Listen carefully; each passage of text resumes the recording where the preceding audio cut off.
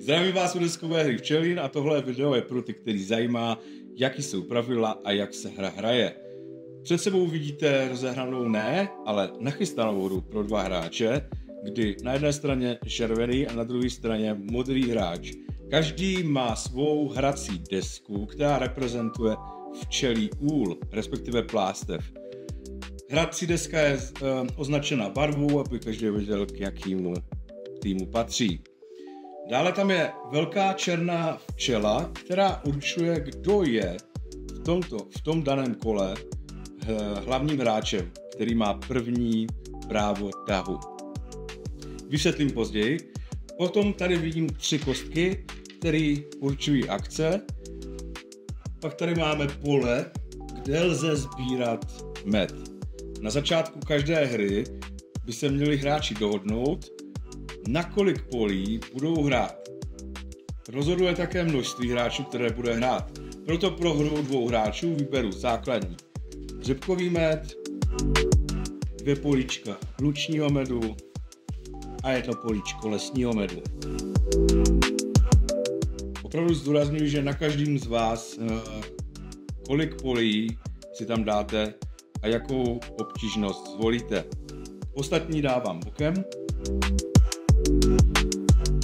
Potom tady vidím malé karty, které můžete dostat za určitých podmínek, když při sběru medu dostanete svůj med na toto políčko, kde je označená karta, potom si ji vemete.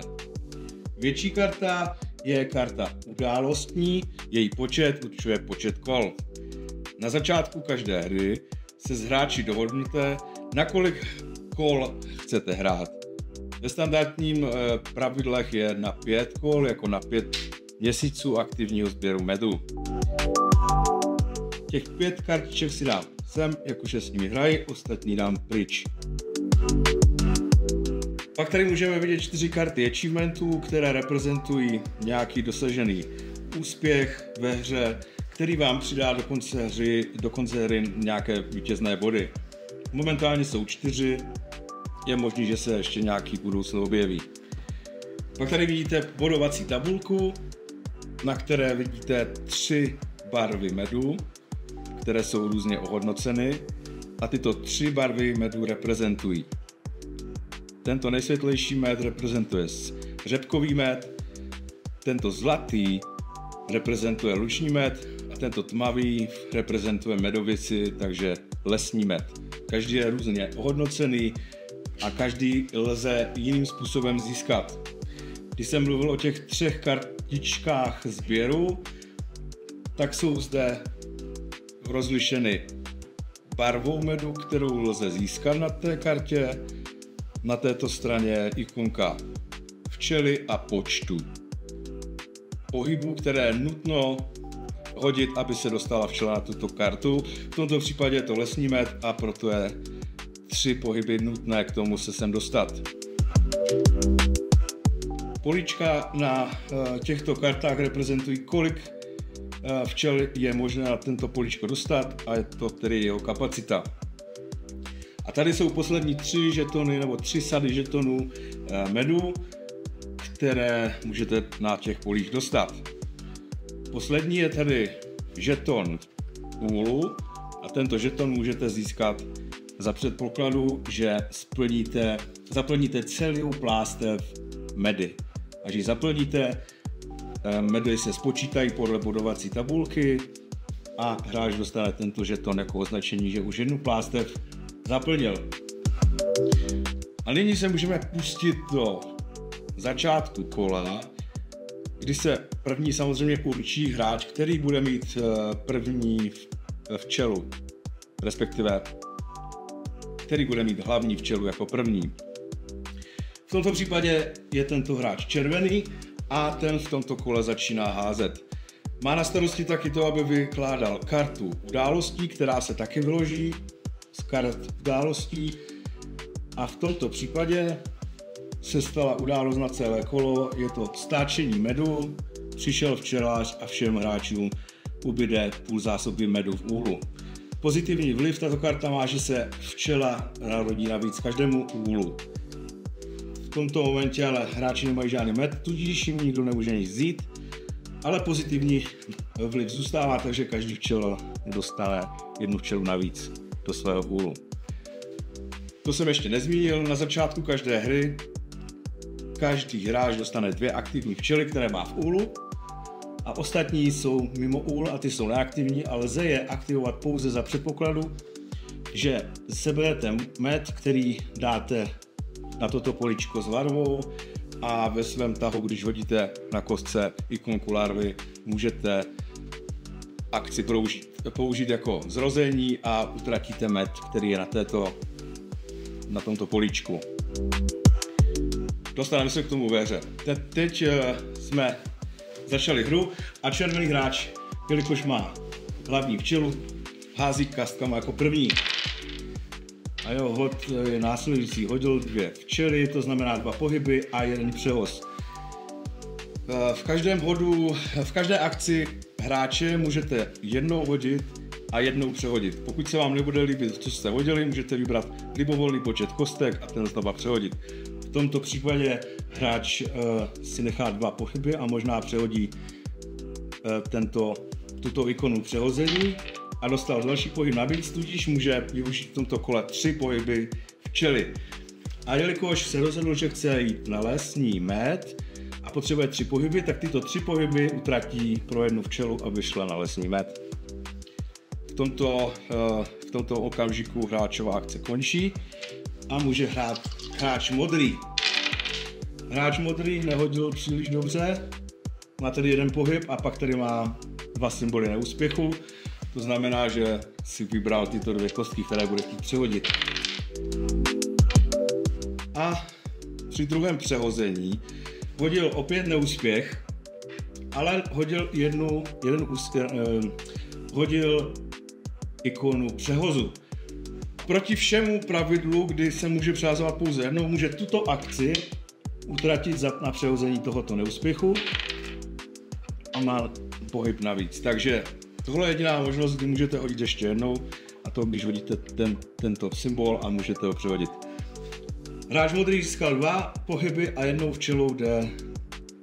Rozhodl se teda ne, naopak, že půjde 2 včelama na řepkové pole, protože pro vstup na řepkové pole je potřeba pouze 1 pohyb a v případě, že máte 2 pohyby, můžete utratit ty 2 pohyby pro 2 včely na 1 pole. V tomto okamžiku končí hrací kolo a vyplácí se to, co se událo na deskách. Modrý hráč dostane 2 medy. Řepkové uloží je podle pravidel pro uložení, to znamená, na hrací desce vidíte symbol 1 a 2 a na tyto první 2 políčka musíte med uložit. Vracíme včely zpátky do úlu a červený hráč dostane lesní med, uloží ho na 1 a vrací včelu do úlu. V tomto okamžiku se tento důležitý žeton předává modrému hráči a ten začíná v dalším hracím kole házet kostkama jako první. Veme tedy kostky a hodí. Hodil 2 pohyby a 2 larvy a rozhodl se, že přehodí ty 2 kostky. A vyhodil 1 pohyb navíc a larvu. Larvu mu teďka v současné chvíli na nic, tudíž 3 pohyby utratí na pohyb do lesa. Červený hráč hodil 1 pohyb, 1 larvu a 1 neúspěch, přehozuje 2 kostky, hodil 2 přehozy, přehazuje opět 2 kostky a má pohyb navíc, ale 1 neúspěch, tudíž vyhodnotí neúspěch jako včelu, musí vrátit zpět ven a má 2 pohyby a ty utratí následujícím způsobem půjde na řepku. V tomto okamžiku zase kolo končí a vyhodnotí se. Červený hráč dostane 2 žetony řepky, vrací do úlu, modrý hráč dostane 1 tmavý med, vrací do úlu.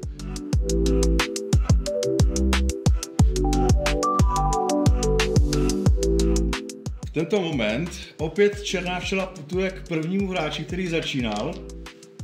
A to značí jenom jednu věc, že se uzavřelo hrací kolo, událostní kolo a hlasuje se nová karta událostí. Tentokrát tady jsou příhodné podmínky, všem hráčům se zrodí jedna včela v úlu. To jsou krásné věci.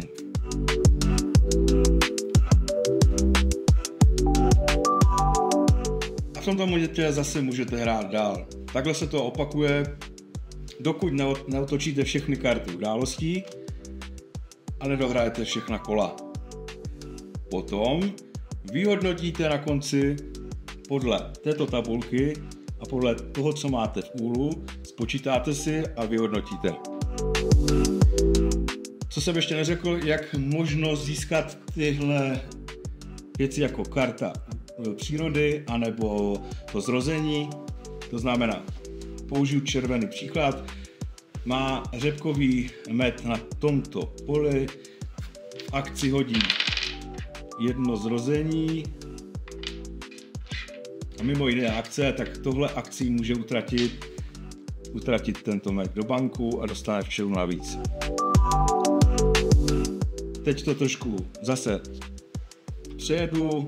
V momentě, kdy hráč umístí med na pole označený červeným rámečkem, tak si může losovat z této kopičky karet a dostane nějakou výhodu nebo také nevýhodu. Jsou tam zákeřné věci, ale jsou tam i příjemné věci. Třeba tentokrát se opět zrodila včela, protože jsou příhodné podmínky. To jsou základní pravidla hry včelin. Věřím, že z tohoto videa to pochopíte, jak si to hrát a já vám přeji, ať si to zahrajete a dobře se pobavíte. Happy birthday, nashledanou, Merry Christmas.